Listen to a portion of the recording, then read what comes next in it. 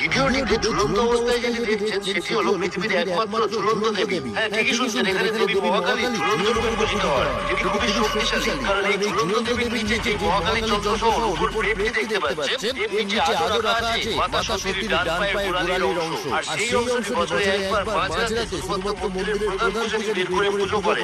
এটি হলো 51 শক্তিপীঠের মধ্যে একটি, উত্তরাখণ্ডের রুদ্রপ্রয়াগে অবস্থিত কালীমঠ মন্দির। মান্যতা অনুযায়ী রক্তবীজকে বধ করার পর মা কালী এই স্থান থেকে পাতালে প্রবেশ করেছিলেন। যেই গহ্বরটি সেই মহাকালীর যন্ত্র দিয়ে ঢাকা আছে, আর ওই গহ্বরের একটু নিচেই রাখা আছে মাতা সতীর গোড়ালির অংশ। প্রত্যেক বছর মৌনী অমাবস্যার মাঝরাতে শুধুমাত্র প্রধান পুরোহিত মহাকালী যন্ত্র সরিয়ে পুজো করে। এখানে অনেক তান্ত্রিক তন্ত্র সাধনে সিদ্ধি লাভ করেছে। নবরাত্রির সময় এখানে মায়ের দড়ি বের করে পুরো গ্রামে ঘোরানো হয়। ওই সময় আরেকটি চমৎকারও ঘটে। মায়ের দড়ি মন্দিরের সামনে আসতেই একা একাই লাফাতে শুরু করে। আর এটা কিভাবে সম্ভব হয় সেটা কেউ বুঝতে পারে না। ভক্তদের কথা অনুযায়ী মা এখানে খুবই জাগ্রত, যেটির অনুভূতি মন্দিরে প্রবেশ করা মাত্রই স্পষ্টভাবে করা যায়। আর এখানে সকল ভক্তের মনস্কামনা খুব তাড়াতাড়ি পূরণ হয়ে যায়। তাই উত্তরাখণ্ড থেকে এই শক্তিশালী ও জাগ্রত মা কালীর মন্দির থেকে অবশ্যই ঘুরে আসবেন।